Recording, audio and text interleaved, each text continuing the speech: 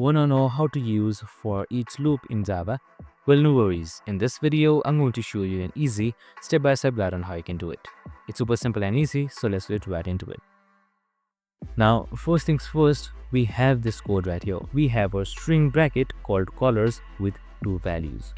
Instead of using index-based for loops, we just say for string C callers, meaning loop through every value in callers.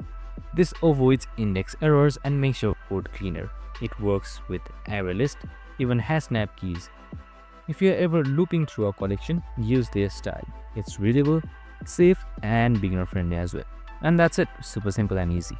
I hope this video helped. You can also simply run this code in order to see the results, and it should work.